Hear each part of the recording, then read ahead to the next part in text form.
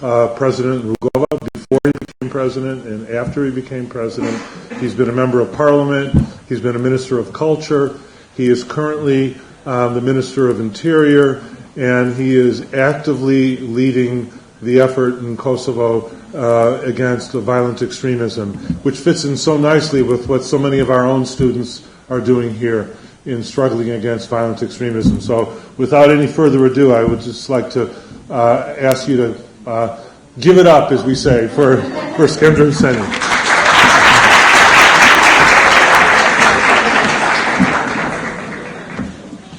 Thank you so much, Madam President of University, dear students, ladies and gentlemen. I'm so glad to be here, to be back after quite a number of years, actually. Last time I was here, I had a different hat. I was a foreign minister. But it's always great to be back at this good university. My son does praise this university because he was a student at this university. And so does my current boss, who is my chief political advisor, your teacher, Stipe Mikic.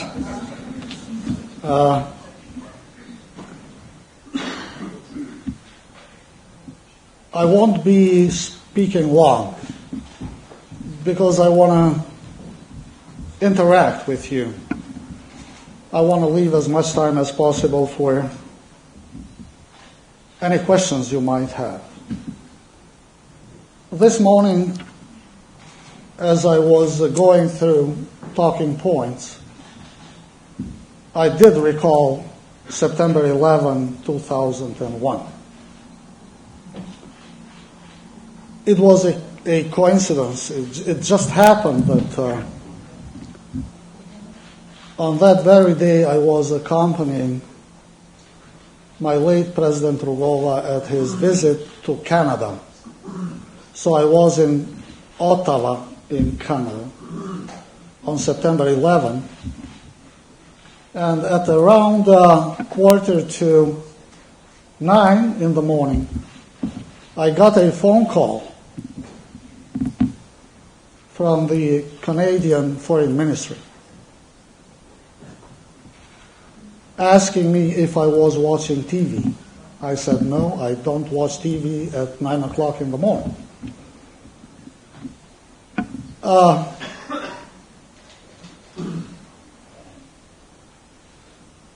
President Rugova was supposed to go to Washington after the Canadian visit. Of course, that was canceled, and we were stranded in Toronto for 10 days because there were no flights back to Europe.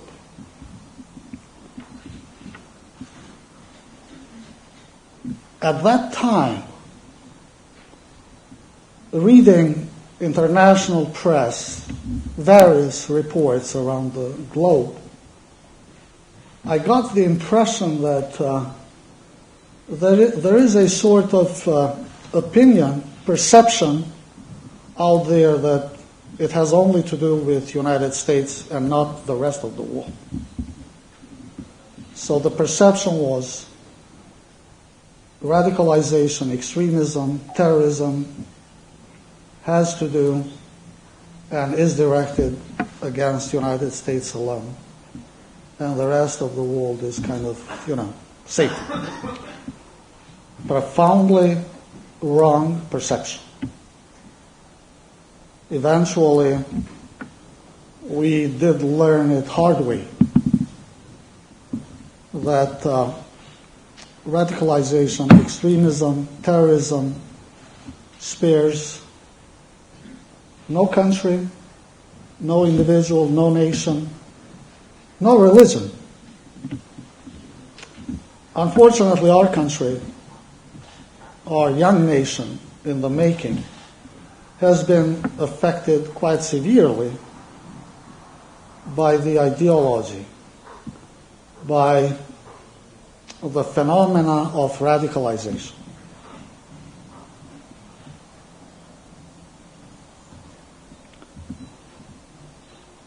But our country has also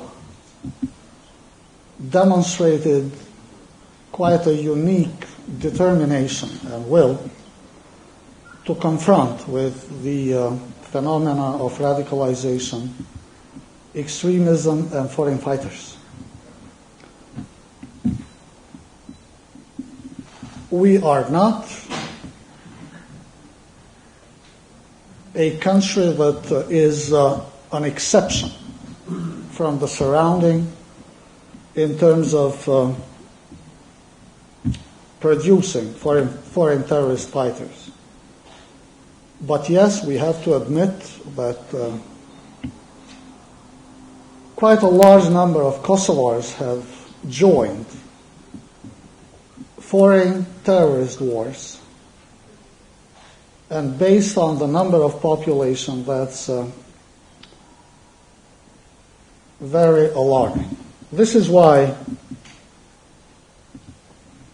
the government, and more specifically the ministry I lead, embarked upon a very serious process and task to stop it. The Parliament of Kosovo adopted a law, an excellent law, which is predominantly based on the UN Security Council Resolution 2178. And this law does sanction legally participation of Kosovars in foreign terrorist wars. The law has laid the basis, the foundations, legal grounds to chase and arrest, charge, and condemn those who breach the law. On top of that, we have an excellent strategy against radicalization and extremism. And based on the same strategy, we have all sorts of plans, action plans, to de-radicalize the society. But let me say one thing. While my ministry, the Ministry of Internal Affairs, has been at the forefront of implementing the action plan that does derive from the strategy,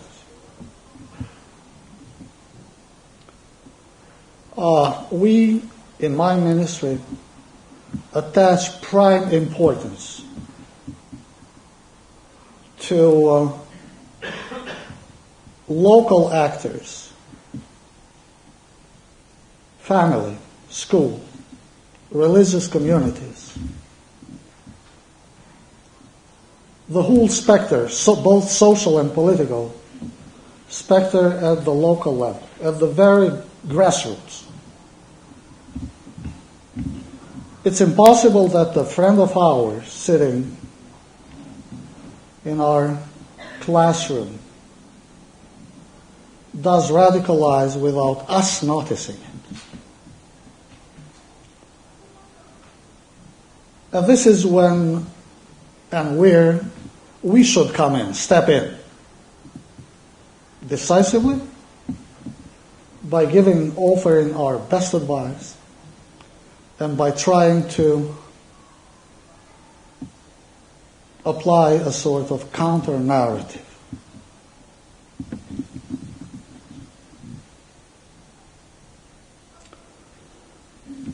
I'm not going to, and Sipa may be mad at me because she's put some talking points in front of me. I'm not going to line up and to mention what we have done in terms of, institutionally and because most of you may be aware of that.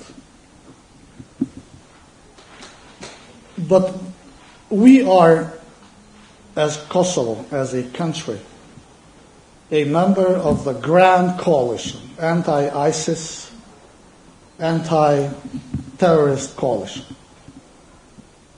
A coalition which is led by the United States. We have applied many patterns that have been launched by the United States, including the so-called Strong Cities Network that was launched a few years ago by President Obama at the UN General Assembly in New York. And the President of Kosovo, in fact, Prime Minister, Foreign Minister, and Internal Minister were part of that Leaders Summit that President Obama organized in the margins of the General Assembly of the UN. Strong Cities Network is a network that brings cities around the globe together in an effort to exchange experiences, share experiences, how to most effectively counter the tendencies of radicalization of the society.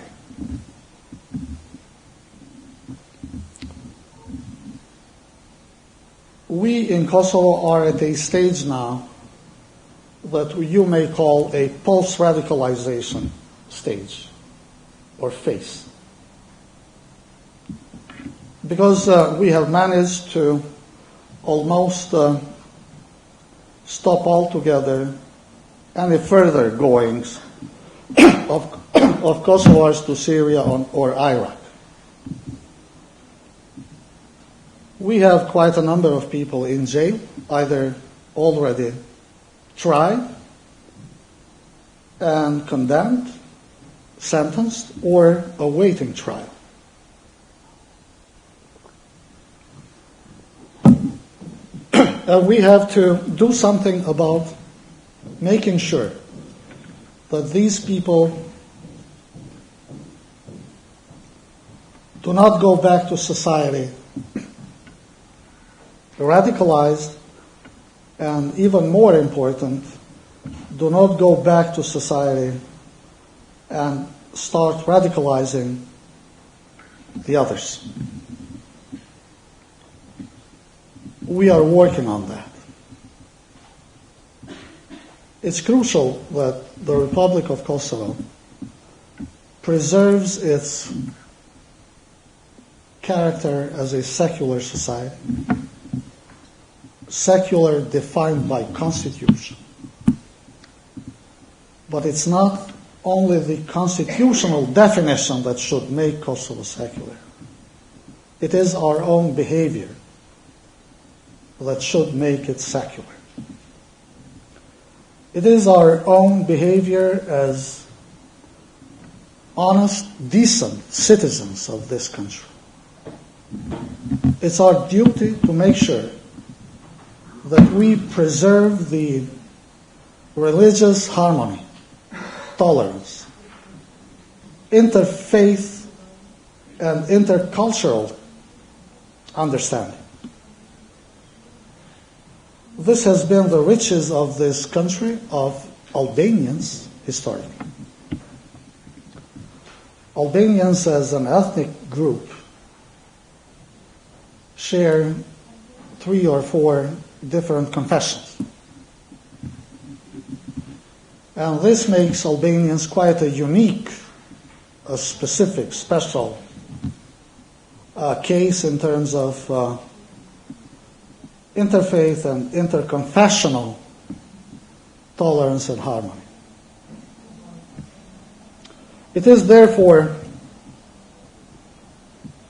crucial that we as a society stay up to the task because our country needs much more than any other country to send across a clear message of a society which does cherish, does respect a clear system of values and principles that any democratic country around the globe does cherish and honor. My dear students, it's you, first and foremost. It's on you to shape the future. By being committed to that set of values and principles that will in fact shape your own future. You don't want a future, you don't want to live in a future that will be determined by what confession you practice, what language you speak, what color you have. But that future should be the kind of future that disregards all of that, but looks at that basic system of and set of values and principles that make the life of each and every one of you as rich as possible. Let me just conclude by once again thanking all of you for coming to listen to such a boring lecture. And I invite you, you are most welcome to come up with any question whatsoever, any question you might have. Thank you so much.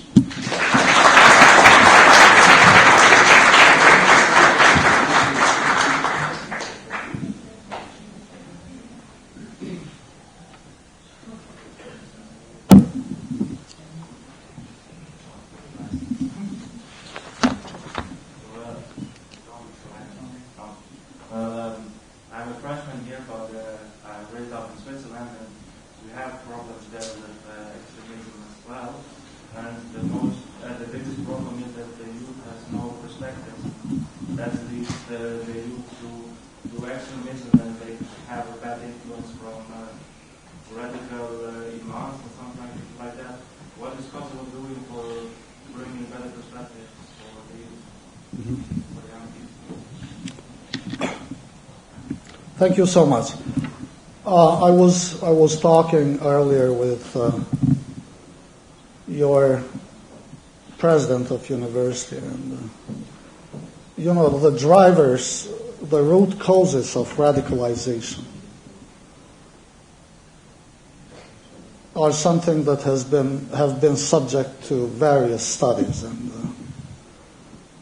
the range of drivers of root causes is expanding day by day.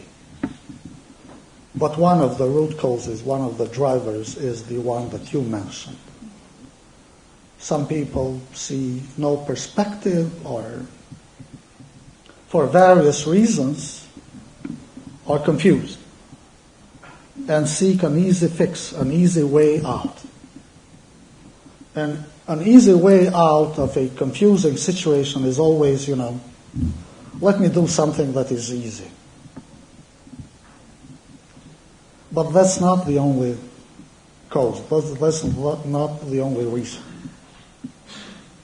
Very often it's ideology. It's indoctrination. You mentioned irresponsible imams. Yes. I'm against the way some of the imams, be it in Kosovo or outside Kosovo, do preach. We in Kosovo have practiced for decades the kind of traditional, this is what they call traditional Islam, which is a very peaceful religion. which does call for peace, for love, for understanding, and in no way advocates violence. We have to go back to that altogether. So yes, the society has to be very mindful and watchful of the radicalized imams, irresponsible individuals that for personal reasons, for personal benefits and interest, and trust me, there is huge personal benefit and interest,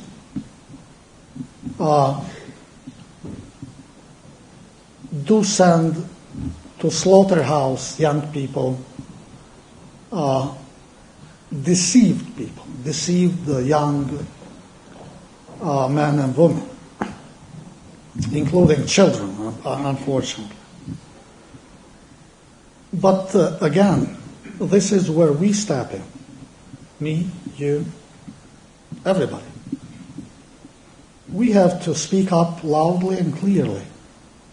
We cannot leave everything to police or prosecution or courts.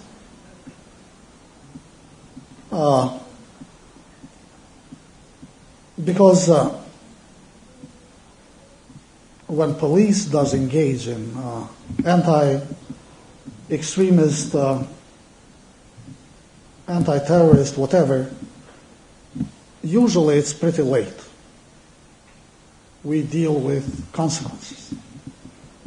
Prevention is something that we should aim as a society. Prevention of radicalization, and by doing that you prevent extremism, by doing that you prevent terrorist acts. So as less job and work for police, the better.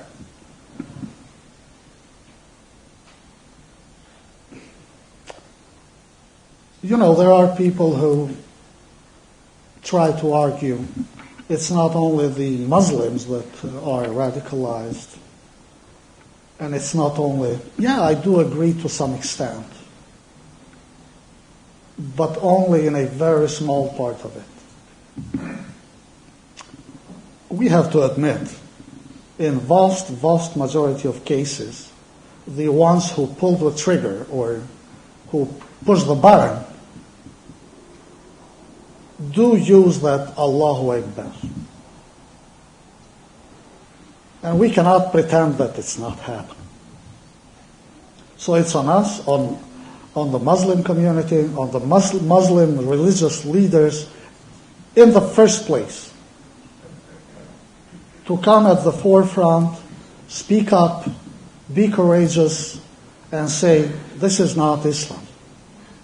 This is wrong, and this has to stop.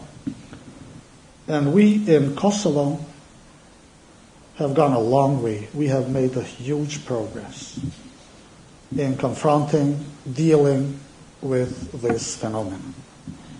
Thank you.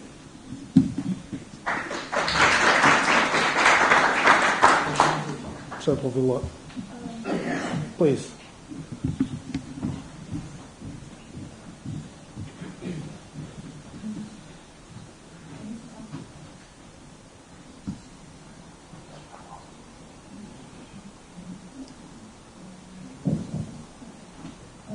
First of all, thank you for coming and finding time to come here. And then you said that you, as an institution, have some strategies against radicalization. But what exactly are those plans and actions? How can we ourselves, starting from ourselves, guarantee security for ourselves and others around us? Well, there is a national strategy against extremist violence, violent extremism, call it whatever you wish. And this strategy has been drafted by a working group which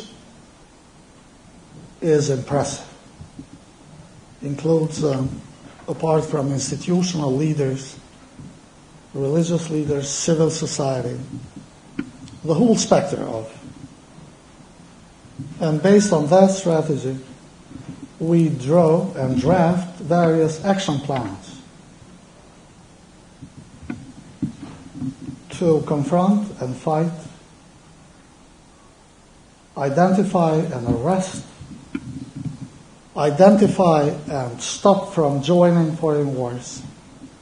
And that has been working excellently so far.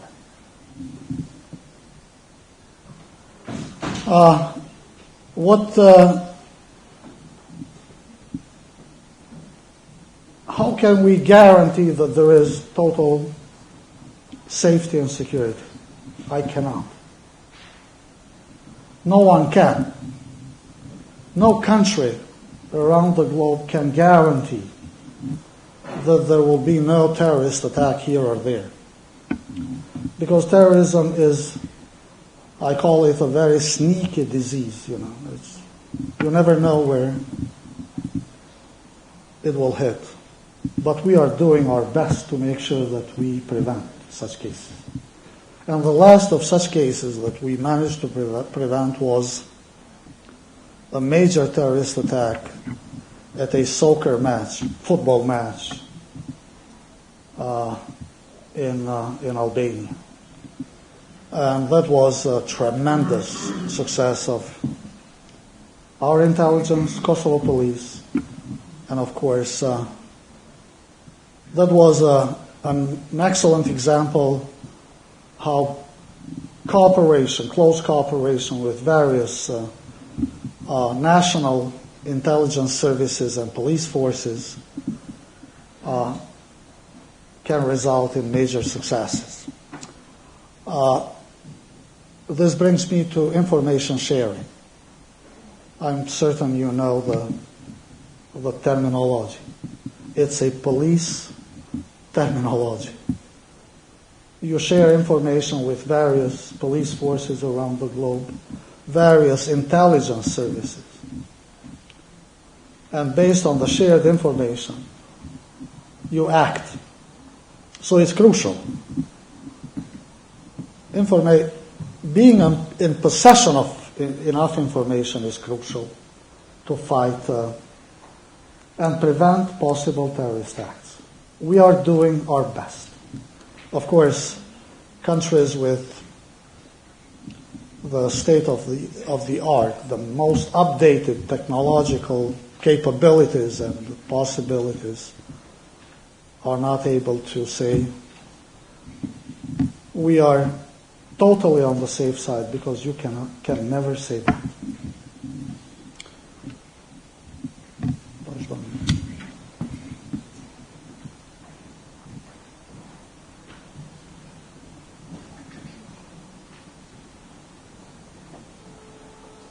I wanted to ask if the policeman has staff or trained enough or well trained for cases that are issues that we have nowadays, not only in big cases such as terrorism or ISIS, but even in everyday cases. For example, we used to see a young boy trying to steal something and there are cops around, so are they well trained for such actions nowadays? Do they have no thing? Thank you. Well, it's not I'm the political leader of police, too. And, of course, you would expect that I would say we have a good police. I'm not saying it just because I lead I'm a minister, but it is international observers that say that Kosovo police is the best one in the region, the most trained, the most professional. So it's not me, it's Transparency International, for instance, was the latest analysis that. So yes, we do have a good police, an excellent police. We do have an excellent police school in Vuštrem. But of course, perfection has no end. And we aim perfection of our police day by day, and we do it in various ways. One of the most effective ways to make it even better is cooperation with national police forces of countries in Europe, with United States. Recently I was in Washington, D.C. I signed an agreement, a working agreement, cooperation agreement with FBI. We have various agreements with individual countries in Europe. Recently I did sign a working agreement also with Frontex. Frontex is a European Union agency for external Schengen zone border management. And very recently I did sign in Vuštri at the police academy another agreement with CEPOL. CEPOL is also a European Union agency for law enforcement training. As far as terrorism is concerned, we do have an excellent anti-terrorist unit within the Kosovo police. But again, let me be clear.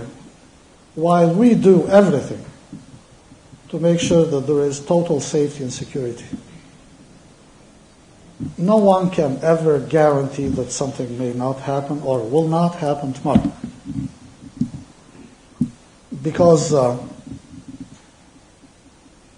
there are always all sorts of scenarios, personal, individual, group agendas out there that may be launched any moment.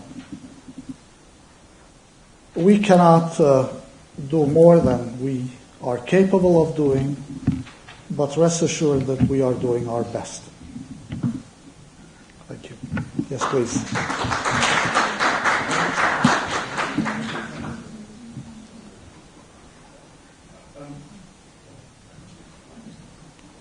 Everybody will have a...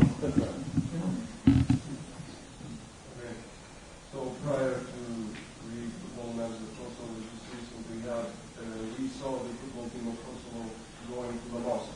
And for example, we had the different reactions to that. For example, we had the Zoya who said that with regard to that happening, that actually what they were doing, they were interfering in the secularism of Kosovo.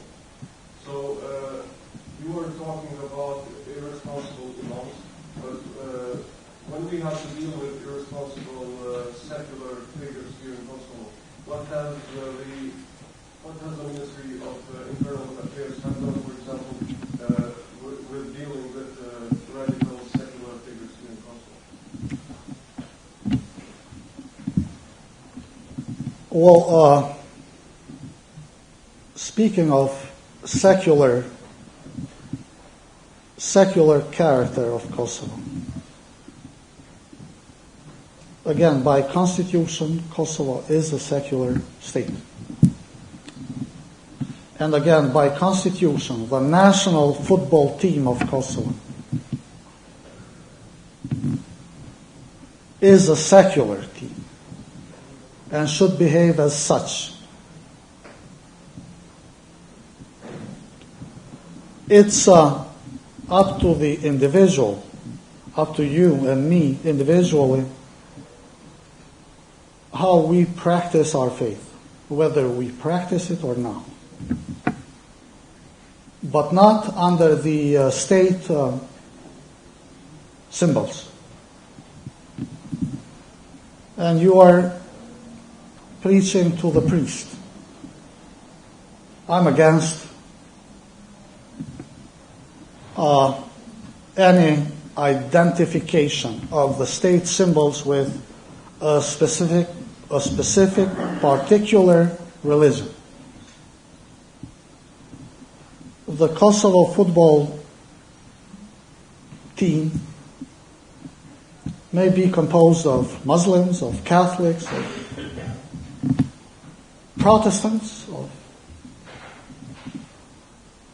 Orthodox. It's a national team of Kosovo. It's not a Muslim team. It's not a Catholic team. It's not an Orthodox team. So they have to abide by the secular character of the state of Kosovo. What is the police doing to confront the radicals? Police is doing everything to confront the radicals. But of course, police does behave and does stay within a clear legal framework. We are not going to arbitrarily act against a pretended or a declared or a perceived radicalized individual. We base our action on proof. Because this is the only way that we can proceed further with a case. If we don't have enough proof in our hands, the prosecution will simply drop the case, and this is not the way how a police force should act and behave. Thank you. Yes, please. I just want to make a point. Please, of course. We want to interact with each other. Yeah, of course. Yeah. So basically what you're saying is what Abdullah said, that they are interfering in the secularism of Kosovo while praying at the mosque. But secularism actually means something else, based on many definitions of different scholars. Basically, we also talked about... I'm not agreeing with... well, we were talking because I don't know what the certain gentleman said you are referring to. I don't know what he said. Basically what you said right now. So we were talking also with Professor Mark, and we were dealing with the issue of secularism. But secularism also, in its essence, means tolerating different religions and beliefs in the society. So Exactly. Yeah. Exactly. Looking of Kosovo goes on the mosque and prays. Why shouldn't we just tolerate that? Well, every single member of Kosovo team, we have tolerated that. Has there been any action against that? No.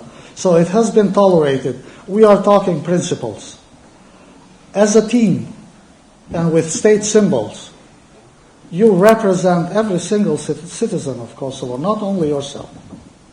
But individually, you can go to and do whatever you want or prefer to do in terms of practicing a religion. But under state symbols,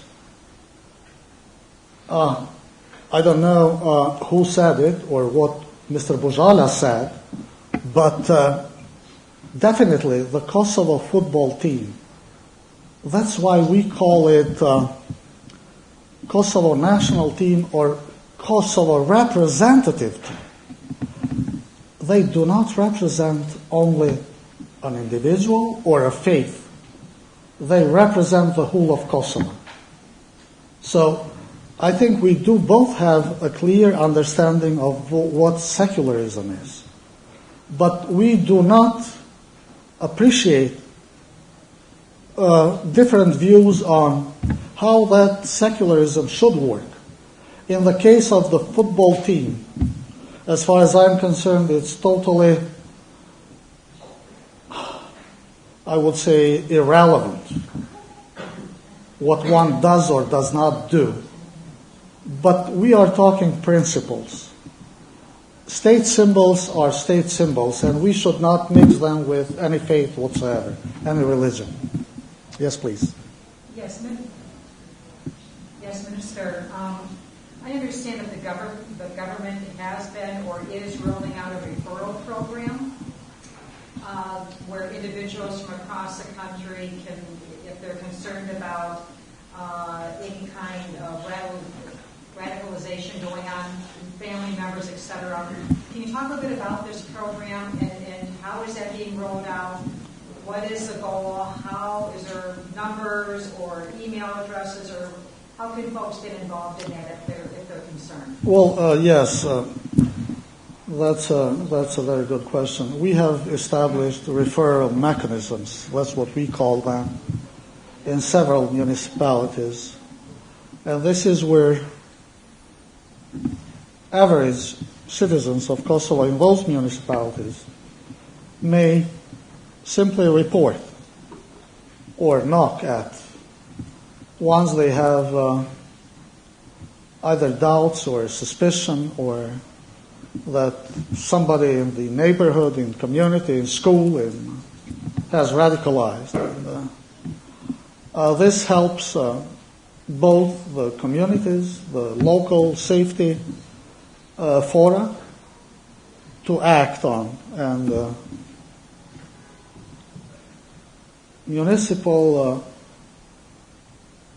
safety fora are very important to bring together the local societies and community against radicalization. So yes, referral mechanisms are very effective tools, and your colleague Stipe Mjekic has been pretty much involved with those. I have tasked her to do, and she has done a lot with a number of municipalities, and we are going to expand it. Thank you. Ludwig. Thank you, Mr. Minister. I first wanted to welcome you to our university, and it's a great honor for us to have you here. And I have a question like this. Recently we saw a terrorist attack in London, and if you look at the profile of the attacker, we see that he was an ordinary criminal who got radicalized in the prison. So we could say in a way that the British prison system failed to isolate these radicalized people and to prevent the spreading of radicalization in prisons. So I wanted to ask whether our government is doing a program like that to isolate these individuals that are returning from Iraq and Syria, and if we are doing anything to rehabilitate them in our society. That's a very key question you raised, and I appreciate it. Radicalization in prisons is a real problem, a very real problem. And I will give some credit to myself. I was the first in Kosovo to raise it very loudly. And I was criticized, but I was right. Yes, we do have in Kosovo radicalization in prisons as well. And even worse, the average prisoners get radicalized sometimes. They did not get into jail or sentenced for any extremist, whatever. They got in jail for average crime, but became radicalized in the meantime. And yes, we do have a specific project in place to deal with radicalization in prisons. I will soon have a specific position, that is a specific officer in my ministry that will deal solely with radicalization in prisons and reintegration into society of people who accomplish the prison sentence and get back to society. Thank you.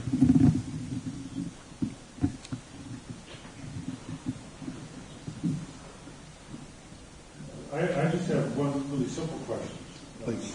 Which is that, you have many people here, students, and it's part of the way that we educate them, that we try to train them to be critical thinkers and act autonomously.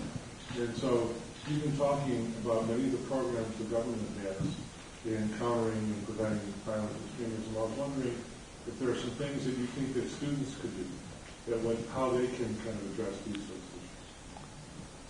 issues. Well, students can do a lot. This is why the municipal safety councils, this is what we call them, that were established in each and every single municipality across Kosovo, with the generous support of the American Justice Department, namely ICITA,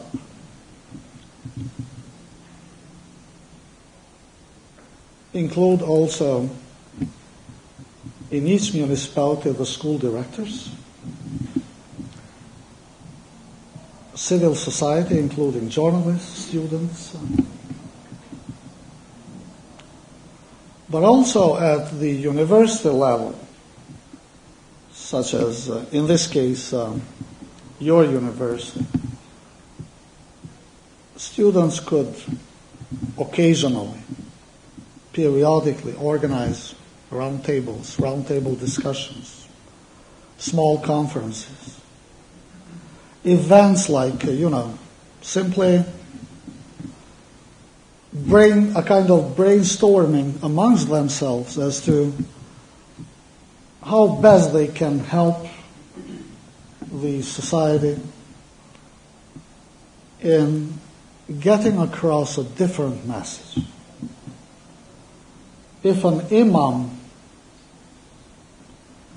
crazy imam, in a mosque, does come up with a kind of narrative which goes against any principle and democratic value, why should we put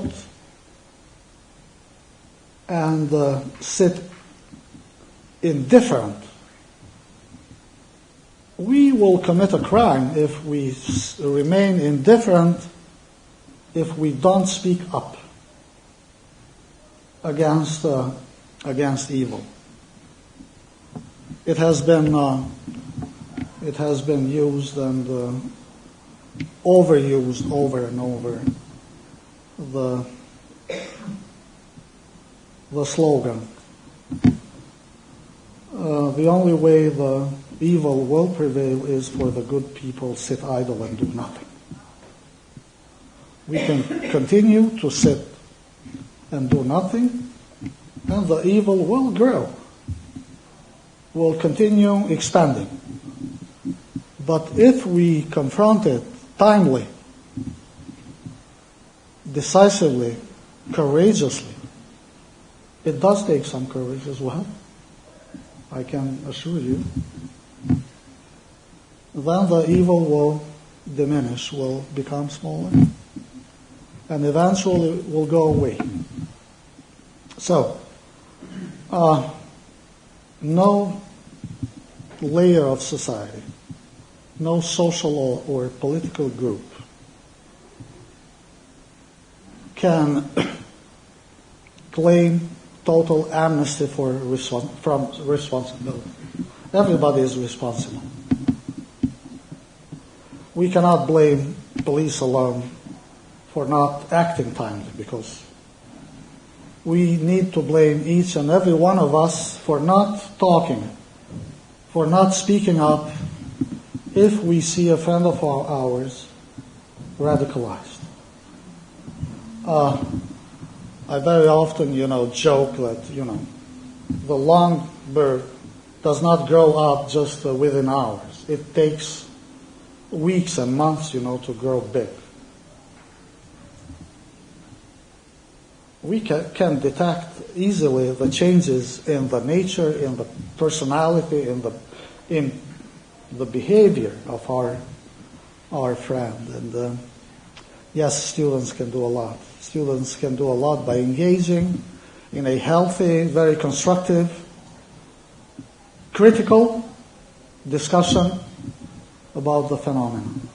Just as I like the critical view of your colleague who referred to a statement by a journalist on what the football team did just before the soccer match with was it Iceland? Yes. Thank you.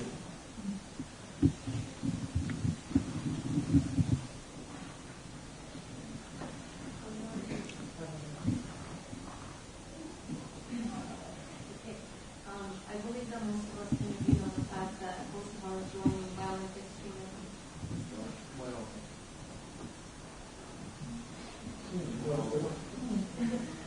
Kosovo is joining violent extremism is also a result of unemployment rate.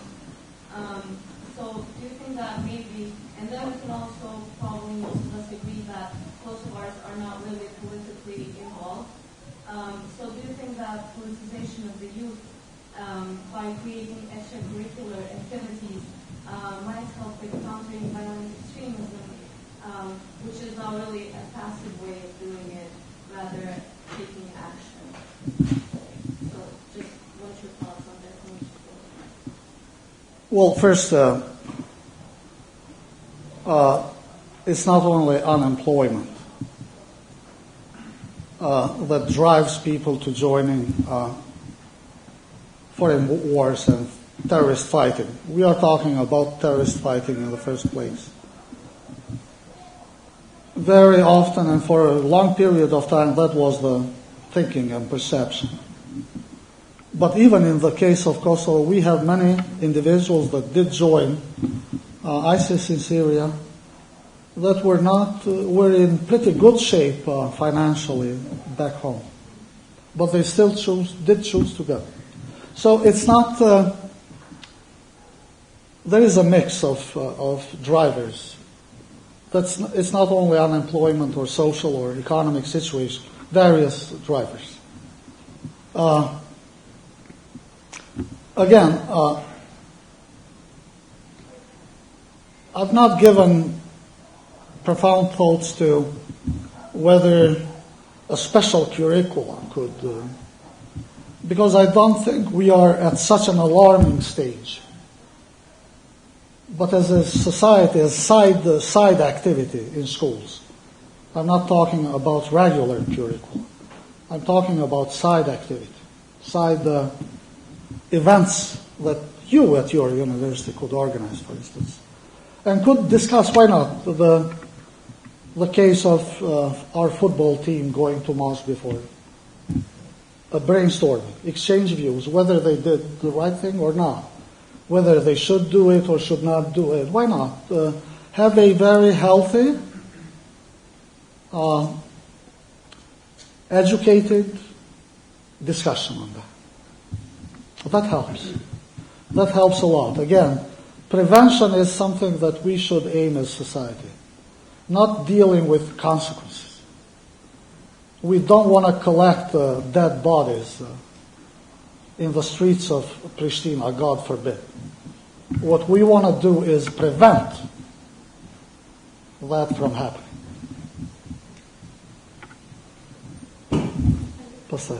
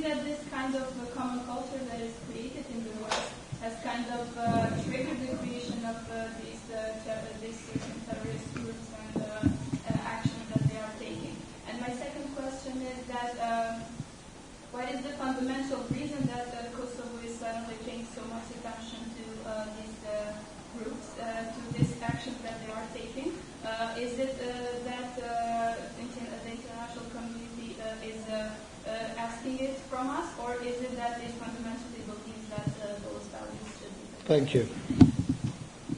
Very thoughtful. I will start from the second question.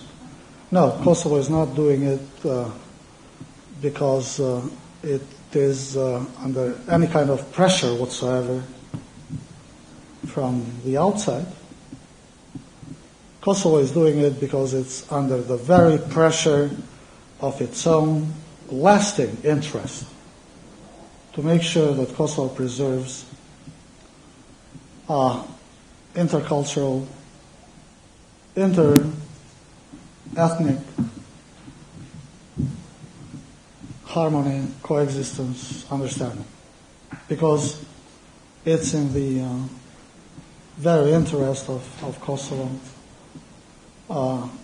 permanently. Globalization vis-a-vis radicalization. That's a huge topic we could discuss for hours. But very shortly and briefly, while it may have some side effect on, bringing sections of societies around the world together against globalization, I don't think it is the core reason. It's not. Even if it was, we should not ever give up globalization under any circumstances, because we cannot allow terrorist tendencies around the world hurt globalization efforts, which are very healthy for every single society around the world. From your updated stats, how many Kosovars now are involved in the Middle East with ISIS or Al-Nusra? The last figures speak of 78 to 82. Don't take it for granted, because we can never have totally 100% exact figures, but it's something around that. We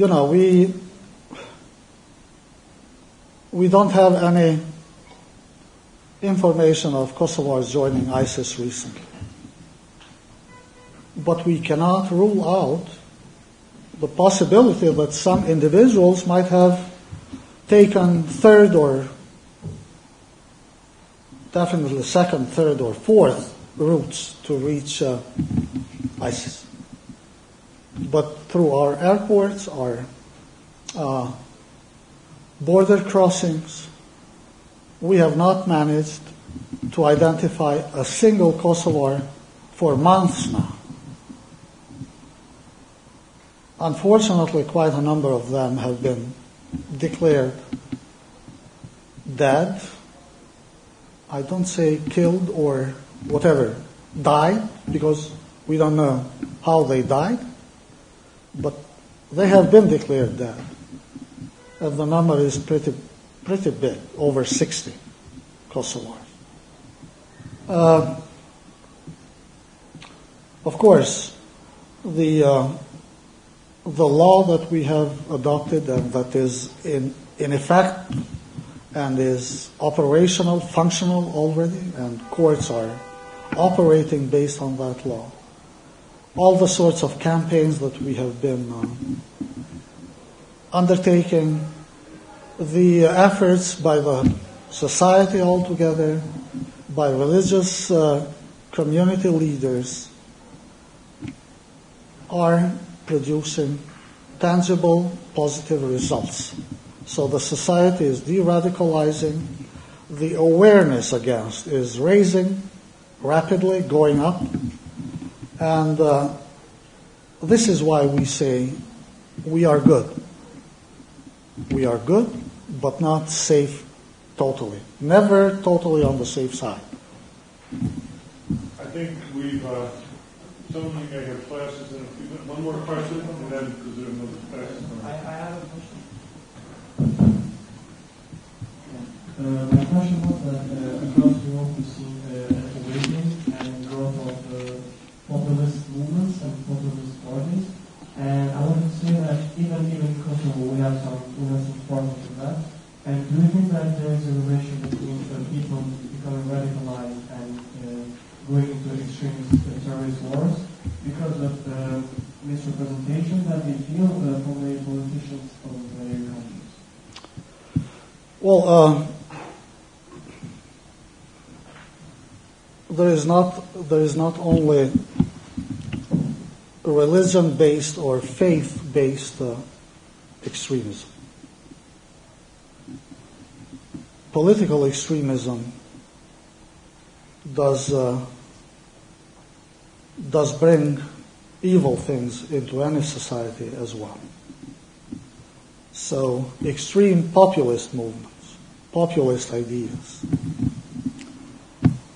usually convert into extreme nationalist attitudes and ideas and positions and ideology and doctrine. And that's equally detrimental to the health of every democratic society. Thank you so much.